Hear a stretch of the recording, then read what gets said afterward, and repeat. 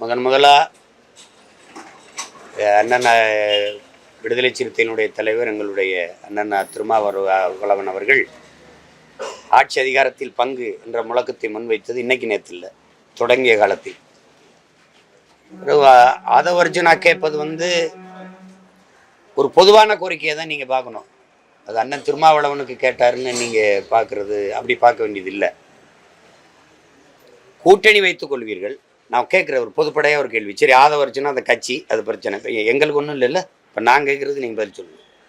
கூட்டணி வச்சுக்கிறீங்க, என் வாக்கு உங்களுக்கு வேணும், இவர் வாக்கு வேணும், இவர் வாக்கு வேணும், இவர் வாக்கு வேணும், எல்லாரும் வாக்கையும் வாங்கிட்டு இல்லை நான் தான் நாட்டாமை செய்வேன், நான் தான் ஆளுவேன் அப்படின்னா எப்படி? இதை விட கொடிய சனாதனம் இருக்கா? எங்கள் எல்லாரும் வாக்கு வேணும்ல. எல்லாருமே கட்சி ஆரம்பித்தது அவரவர் அதிகாரத்தில் பங்கெடுக்கணும் தான். தம்பி உங்ககிட்ட தான் சொல்கிறேன், கட்சி அதிகாரத்தில் பங்கெடுக்கணும், ஆட்சி அதிகாரத்துக்கு வரணும் தான். நாங்கள் கட்சி ஆரம்பிக்கிறது இவரை முதலமைச்சர் ஆக்குறதுக்கு, இவரை துணை முதலமைச்சர் ஆக்குறதுக்குன்னு இல்லை. எல்லாருக்கும் ஒரு கனவு இருந்தது, ஒரு இலக்கு இருந்தது இல்லை. அந்த இலக்கு அவங்க என்ன செய்வாங்க, எங்கள் ஆதரவில் நீங்கள் வெல்றீங்க அப்படின்னா எங்களுக்கு பங்கு தாங்க. இது தர முடியாது, ஏற்கிறோம். ஆனால் நீங்கள் இந்திய ஒன்றிய அமைச்சரவையில் 18 ஆண்டுகள் தொடர்ச்சியாக பங்கேற்றது ஏன்? நாங்கள் கொத்தா செத்து விழுகும்போது அங்கே போய் நின்று எங்களுக்கு எந்த இலாக்கான்னு கேட்டு வாங்கி நீங்கள் வந்தீங்களா இல்லையா? வந்தீங்களா இல்லையா? எல்லா கட்சிகளின் வாக்கையும் வாங்கிட்டு நீங்கள் மட்டும் மந்திரி சபையில் இடம்பெற்று வந்தது எப்படி? அன்னைக்கு விடுதலை சிறுத்தையில் வாக்கு இருந்தது, அன்னைக்கு எல்லாருடைய வாக்கும் இருந்ததுல்ல. அப்போ போய் நீங்கள் மத்திய அமைச்சரவையில் பங்கேற்க முடியுது, அதை கேட்டு பெற தெரியுது. இங்கே அதே போல தானே இங்கே நீங்கள் கேட்போம். அதானே ஜனநாயகம். அதில் இந்திய ஒன்றிய அரசுக்கு ஒன்று இங்கேயும் ஒன்றுன்னா அப்போ அது என்ன சரியான சமமான இருங்க. அது சரியா? அது சரியா? இல்லை உங்கள் வாக்குகள்லாம் வேண்டாம், நாங்களே தான் ஆளுவோம், எங்கள் கட்சிக்காரங்க தான் எல்லா இலாக்காக்களையும் அதிகாரத்தை செலுத்துவாங்க அப்படின்னா நீங்கள் தனிச்சு நில்லுங்க. எங்களை போல இப்போ தனிச்சு நிற்கிறேன். 1 விழுக்காடு 2 விழுக்காடு 3 விழுக்காடு ஒன்றும் இல்லை, முட்டைனா கூட நீ தனிச்சு நின்று காட்டு. என்னோட வலிமை, என்னோட வாக்கு, என்னோட ஆட்சி நடக்கணும் தான் இந்த மக்கள் எனக்கு வாக்கு தந்திருக்காங்க அப்படின்னு நீங்கள் சொல்லி அதிகாரத்துக்கு வரும்போது யார் கேட்க போறா? நீங்கள் தனிச்சு நின்று வெல்லுங்க, அப்புறம் சொல்லுங்க. இல்லைன்னா எல்லாருடைய வாக்கையும் வாங்கி வலிமை பெற்று அதிகாரத்துக்கு வரும்போது பங்கு கொடுங்கன்னு கேட்குறது ஆதவர்ஜுனா பேசுகிறாரு, எங்கள் அண்ணன் திருமாவளவன் பேசுகிறாருன்னு இல்லை. பொதுவான கருத்து இதுதான் சரியாக இருக்கும்னு நம்ம சொல்கிறோம். அதில் என்ன உங்களுக்கு பிரச்சனை? அதில் ஏற்கலையில் யார்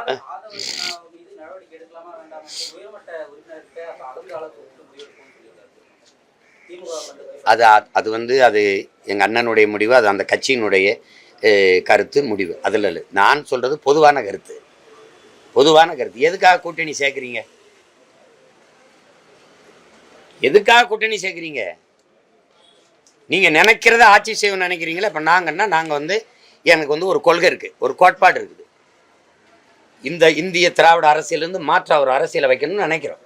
அதனால யாரோடும் சேரலை, நாங்கள் தனிச்சு நிற்கிறோம், வெல்றோம் வீழ்றோம், அதை பற்றி கவலை இல்லை. அப்போ நீங்கள் என்ன பண்ணணும்? அதிகாரத்துக்கு வரணுங்கிறத தவிர வேற என்ன நோக்கம் இருக்குது? அதிகாரம்னா உன்னுடைய தனித்துண்மை வச்சு நீ உன்னுடைய கோட்பாடை சொல்லி, கொள்கையை சொல்லி, ஆட்சியின் சாதனையை சொல்லி வென்று வா. ஆட்சியில் பங்கு கேட்டால் அப்போ சொல்லு. எல்லார் வாக்கும் வேணும், அதிகாரத்தில் பங்கு தர மாட்டேன்னு சொல்கிறது சரியான ஜனநாயகம் இல்லை. நீங்கள் அது இல்லை, அது ஒரு என்ன சொல்கிறது, அது ஒரு கூட்டணி வைக்கிறதான் ஜனநாயகம்னா, கூட்டணி வைக்கிறதுனால ஒவ்வொரு தலைவர்களும் கட்சியும் தன்னுடைய கோட்பாட்டை விட்டு நகருது, தன்னுடைய தனித்தன்மையை இழக்குது. உண்மையிலே மது ஒழிக்கணும்னு எங்கள் அண்ணன் நினைக்கிறார், உண்மையிலே எங்கள் மது ஒழிக்கணும்னு எங்கள் ஐயா நினைக்கிறார். யார்? பாமக தலைவர் எங்கள் ஐயா நினைக்கிறார். ஆனால் அது அந்த கருத்தை ஆழமாக வலியுறுத்த முடியாத காரணம் இந்த கூட்டணி கோட்பாடு தான். பொருளாதார அடிப்படை இடஒதுக்கீடு, முன்னேறிய வகுப்பினருக்கு இடஒதுக்கீடை உளச்சான்றோடு எங்கள் ஐயா ஆதரிச்சாருன்னு நினைக்கிறீங்களா? இல்லை, வழி இல்லை. ஏன்னா அவரே சொல்கிறார் கூட்டணியில் இருக்கோம், நாங்கள் என்ன செய்யறதுன்ட்டு. அப்போ ஒரு தனித்துவத்தை ஒரு கட்சி தன்னுடைய கோட்பாட்டே விட்டு நகர வேண்டியது இருக்குது. அவ்வளவு பெரிய இழப்பை சந்திக்கும் போது நீ அதிகாரத்தில் பங்கு தர மாட்டேங்கிற எப்படி? அது சரியில்லை. நீங்கள் ஆதவர்ஜுன் கருத்துன்னு சொல்லாதீங்க, பெரும்பாலான மக்களின் கருத்தே அதுதான்.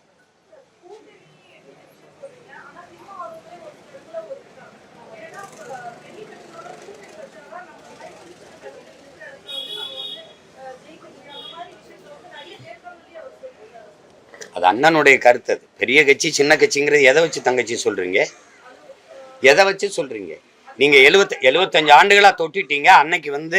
அன்னைக்கு ஒரு தேவை இருந்தது. இந்திய காங்கிரஸ் ஆண்டுகிட்டு இருந்தது. வடக்கு வாழுது, தெற்கு தேயுதுன்னு ஒரு கோட்பாட்டை வச்சிங்க. மத்தியில் கூட்டாட்சி, மாநிலத்தில் தன்னாட்சி. நீங்கள் தமிழ் மொழி மீட்சி இந்தி திணிப்புக்கு எதிர் அது இதுன்னு பேசுனீங்க. இதெல்லாம் ஏதோ நல்லது செஞ்சுருவாங்க போல இருக்குன்னு நம்பி மக்கள் வாக்கு செலுத்தி அதிகாரத்தை கொடுத்துட்டாங்க.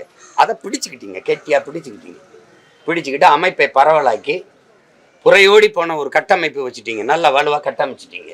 நீங்கள் பெரிய சிங்காத சிங்கம், வாக்கு காசு கொடுக்காம வெல்ல முடியலையே, வென்று காட்டுங்க. பெரிய கட்சின்னா என்ன பெரிய கட்சி? நான் பெரிய கட்சி. ₹1 வாக்கு கொடுக்காம 36 லட்சம் வாக்கை பெற்ற நான் தான் பெரிய கட்சி. நீ வா, களத்துக்கு வா. ₹1 காசு கொடுக்காம கூட்டத்தை கூட்டி காட்டு. சொல்லுங்க, 50 லட்சம் கொடி கட்டணும், 5000 ட்ரோன் விட்டோம்.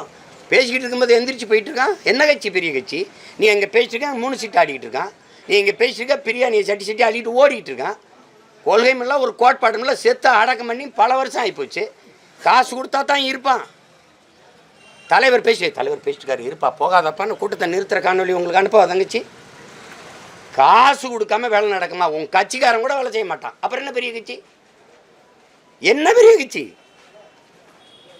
பெரிய கட்சினா வாக்கு காசு கொடுக்காதீங்க. காசு கொடுக்காம வாக்கை பெற்றுங்க. நாங்கள் கடந்த காலத்தில் செய்த ஆட்சியின் சாதனையை சொல்லி வாக்கு கேட்க போகிறோம்னு. ₹1000 எதுக்கு? தமிழ் மகனுக்கு ₹1000 17 மாதம் தேர்தல் இருக்கும்போது இப்போ கொடுக்குறீங்க. ஒரு வாக்குக்கு ₹17,000. அதானே? இல்லை உண்மையிலேயே எங்கள் மேலே அக்கறைன்னா நான் நேற்று தான் படிக்க போகிறோமா? இது வரைக்கும் நாங்கள் படிக்க போகல. இது வரைக்கும் வசதியாக இருந்து இப்போ தான் ஏழை ஆகிட்டோமா? வாக்கை பறிக்க உனக்கு நுட்பம் தெரியல, அதனால் குடும்ப தலைவிக்கு 1000 கொடுக்குறேன். படிக்க போகிற புரட்சி பெண் என்ன? புரட்சிக்கு என்ன ஒரு புரட்சி பெண்? புரட்சின்னா என்ன சொல்? புரட்சின்னா ₹1000 கையேந்துறது தான் புரட்சி. கல்விக்காண்டினா தங்கச்சி, கல்விக்காண்டினா தரமான கல்வியை, எல்லோருக்கும் சமமான சரியான கல்வியை கிடைக்கும்படி செய்கிறது தான் அது புரட்சி. அதுதான் சரியா கல்விக்காக செய்கிறது. எத்தனை ஆயிரம் பள்ளிக்கூடங்கள் மூடப்படுகிறது, எத்தனை ஆயிரம் ஆசிரியர்கள் வீதியில் நிற்கிறான், எத்தனை ஆயிரம் தற்காலிக பணியாளர்களாக இருக்காங்க, நிரந்தர பணியாளர்கள் எல்லாமே ஓய்வூதியம் பெற முடியாமல். கல்விக்கு நீங்கள் கொடுத்த முக்கியத்துவம் என்ன? முன்னுரிமை என்ன? எங்கே இருக்குது? கல்வி ஒரு வியாபார பொருள் தங்கச்சி, மனச்சான்றோட பேசுங்க. கல்வி காசு அதிகமாக இருக்கிறவன் நல்ல கல்வியை பெற்றுக்கொள்ளலாம், இல்லைன்னா அதே பேச்சுக்கதை, அதே பேச்சு கூடக்கூடாது தம்பி. அவனோட ஒப்பீடு, இவனோட ஒப்பீடுன்னு. மற்ற மாநில மண்ணல்ல, நீ என்னத்துக்கு என்ன? மற்ற மாநில மண்ணை நொறுக்கலை, மலையை நொறுக்கல, நீ ஏன் நொறுக்கிற? ஏன் நொறுக்கிற?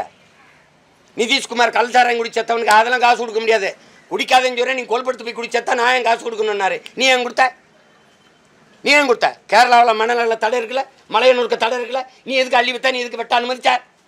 எல்லாத்துக்கும் அவனை சொல்கிறது. இந்தியானா அமெரிக்காவை பாருங்க. அமெரிக்காவில் இருக்கிற கல்வி, அமெரிக்காவில் இருக்க குடிநீர் விநியோகம், மின்சாரம், சாலை போடுதல், பராமரித்தல், அவனுடைய மருத்துவ கட்டமைப்பு, அது உன்கிட்ட இருக்கா? தொட்டதுக்கெல்லாம் அவனை பாரு இவனை பாரு அப்படின்னா, எங்கள் அப்பா ஏன் குடிக்கிறாருன்னா அடுத்த வீட்டுக்கார அப்பனும் குடிக்கிறேன் அப்படின்னு எங்கள் அம்மா சொன்னால் நீ ஏற்பியா? பாதகம் செய்பவரை கண்டால் நாம் பயங்கொள்ளலாகாது பாப்பா, மோதி மிதித்து விடு பாப்பா, அவர் முகத்தில் உமிழ்ந்து விடு பாப்பா. அண்மை செய்திகளை உடனுக்குடன் தெரிந்து கொள்ள இணைந்திருங்கள் இயம்நாடு தொலைக்காட்சியுடன்.